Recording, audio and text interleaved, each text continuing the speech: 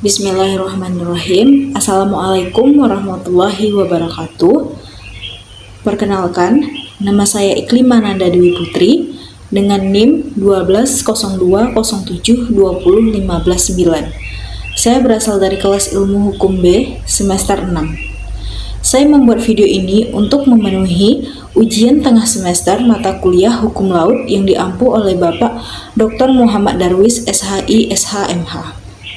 Baiklah, di sini saya akan membicarakan tentang 3 materi dari hukum laut. Yang pertama tentang garis pangkal, yang kedua tentang perairan pedalaman, dan yang ketiga tentang laut teritorial.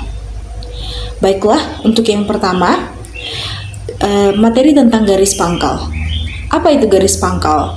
Garis pangkal menurut UNCLOS tahun 1982 merupakan suatu garis awal yang menghubungkan titik-titik terluar yang diukur pada kedudukan garis air terendah atau low water line. Garis pantai merupakan garis acuan pembatas di antara daerah atau negara yang memiliki laut. Garis ini menjadi acuan untuk menentukan seberapa jauh dan luas lautan yang bisa diklaim oleh suatu negara. Jadi, garis pantai itu adalah garis referensi pengukuran batas waktu terluar wilayah laut dan zona yurisdiksi maritim lain di sebuah negara pantai. Garis pangkal juga mempresentasikan batas perairan pedalaman yang berada di sebelah dalam garis pangkal ke arah daratan. Baiklah, selanjutnya ada macam-macam garis pangkal. Garis pangkal ini mempunyai macam-macam bentuk. Yang pertama, garis pangkal biasa. Yang kedua, garis pangkal lurus. Yang ketiga, garis pangkal penutup. Yang keempat, garis pangkal lurus kepulauan. Selanjutnya, bagaimana cara mengukur garis pangkal tersebut? Garis pangkal tersebut bisa diukur melalui 3 cara. Yang pertama, ditentukan bagian dari suatu daratan yang paling menjorok ke arah laut. Yang kedua, ditentukan di mana akan ditentukan titik-titik pangkalnya dan ditentukan pada waktu yang berbeda, kemudian diambil rata-ratanya. Dan yang ketiga, antara satu titik dan titik berikutnya yang dihubungkan menjadi garis-garis pangkal. Selanjutnya, Indonesia memiliki peraturan tentang garis pangkal. Yang pertama ada Peraturan Pemerintah Republik Indonesia Nomor 38 Tahun 2002 tentang Daftar Koordinat Geografis titik-titik garis pangkal kepulauan Indonesia. Yang kedua ada Peraturan Pemerintah Republik Indonesia Nomor 73 Tahun 2008 tentang perubahan atas Peraturan Pemerintah Nomor 38 Tahun 2002 tentang Daftar Koordinat garis titik-titik garis pangkal kepulauan Indonesia. Dan yang ketiga itu ada Kepres Nomor 6 Tahun 2017 tentang penetapan pulau-pulau kecil terluar. Baiklah, selanjutnya untuk materi kedua itu tentang perairan pedalaman. Apa itu perairan pedalaman? Perairan pedalaman adalah perairan yang terletak ke arah dalam dari garis batas pengukur laut teritorial atau pengukur zona-zona maritim lainnya. Secara umum, terdiri dari teluk, muara, dan pelabuhan dan perairan-perairan yang tertutup oleh garis pangkal lurus. Perairan pedalaman ini memiliki macam-macam bentuk. Ada beberapa bagian dari bagian laut yang menjadi bagian dari perairan pedalaman. Yang pertama ada sungai, yang kedua teluk, yang ketiga kanal, yang keempat muara, dan yang kelima ada pelabuhan. Sebagaimana mengukur garis pangkal, perairan pedalaman ini juga memiliki tata cara pengukurannya. Perairan pedalaman adalah perairan yang ditutup oleh garis penutup teluk, muara, pelabuhan, dan garis-garis dasar yang menutup lekukan pantai sampai 100 mil dan maksimal 125 mil laut. Jadi, dengan kata lain, perairan pedalaman ini adalah bagian dari laut yang berada ke arah daratan dari garis kepulauan. Jadi, cara mengukurnya itu dari arah laut yang berada ke arah daratan menuju garis dasar kepulauan. Dalam perairan pedalaman ini, negara itu memiliki hak terhadap perairan pedalaman. Bisa dilihat bahwa ketika suatu kapal memasuki pelabuhan negara asing, maka kapal tersebut dapat dikatakan telah meletakkan dirinya atau menundukkan dirinya ke dalam yurisdiksi negara pantai tersebut.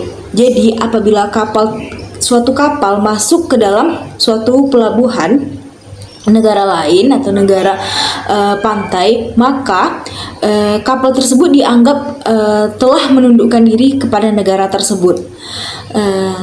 Terus dengan demikian negara tersebut itu menegakkan hukumnya terhadap kapal-kapal tersebut dengan memperhatikan aturan-aturan hukum internasional tentunya tentang kekebalan diplomatik yang akan timbul berkenaan dengan kapal perang. Tetapi ada yang namanya prinsip negara bendera, maka negara pantai hanya akan menegakkan hukumnya jika kepentingan nasionalnya terkena dampak.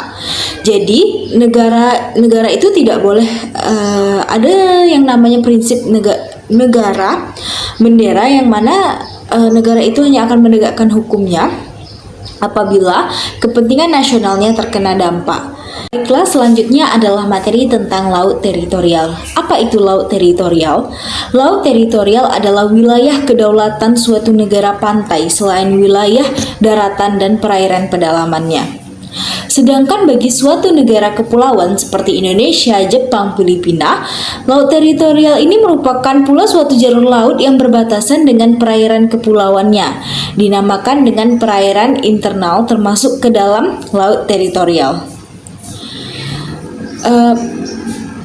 Ada dua konvensi yang menyatakan bahwa lebar laut teritorial setiap negara itu 3 mil laut diukur dari garis pangkal, yaitu UNCLOS pada 1958 dan UNCLOS pada tahun 1960. Di Indonesia sendiri, hukum laut itu sejak zaman kemerdekaan telah mengalami beberapa perubahan. Pada awalnya, hukum Belanda dalam Ordonansi Laut Teritorial tahun 1939 menjelaskan bahwa laut teritorial Indonesia itu berjarak 3 mil ke arah laut lepas. Tapi laut teritorial Indonesia sekarang itu selebar 12 mil yang diukur dari garis pangkal kepulauan mengelilingi kepulauan Indonesia, perairan Nusantara yang terletak di antara pulau-pulau beserta dasar laut yang berada di bawahnya. Laut teritorial adalah perairan selebar 12 mil laut diukur dari garis pangkal kepulauan di mana Indonesia memiliki kedaulatan penuh atas wilayah laut, dasar laut, subsoil, dan udara di atasnya. Berikut sumber daya alam yang terkandung di dalamnya. Selanjutnya, tentang perjanjian batas laut teritorial. Indonesia sendiri mempunyai perjanjian batas laut teritorial. Di antaranya adalah batas laut wilayah teritorial antara Indonesia dan Malaysia yang disahkan melalui UU nomor 2 tahun 1971 tentang penetapan hasil perundingan garis batas laut wilayah bersama antara Indonesia dengan Malaysia di Selat Melaka. Yang kedua itu adalah batas laut teritorial antara Indonesia dan Singapura yang disahkan melalui UU nomor 7 tahun 1973 tentang pengesahan hasil perundingan garis batas tertentu antara Indonesia dengan Singapura di Selat Singapura. Yang ketiga adalah batas laut teritorial antara Indonesia dan India atau Kepulauan Andaman yang disahkan melalui Kepres nomor 51 tahun 1974 tentang pengesahan hasil perundingan garis-garis batas tertentu antara Indonesia dengan India di Laut Andaman. Selanjutnya itu tata cara pengukuran laut teritorial sama dengan sebelum-sebelumnya, seperti perairan pedalaman dan garis pangkal. Laut teritorial ini juga mempunyai tata cara pengukurannya.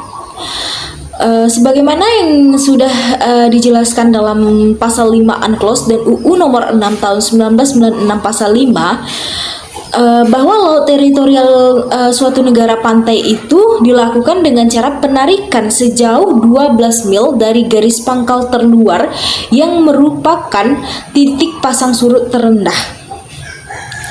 UNCLOS dan UU nomor 6 tahun 1986 ini memberikan pengecualian terhadap wilayah laut yang memiliki pantai yang saling berhadapan antar negara pantai.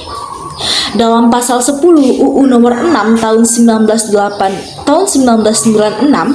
juga menyebutkan bahwa dalam hal pantai Indonesia yang letaknya berhadapan atau berdampingan dengan negara lain, kecuali ada persetujuan yang sebaliknya.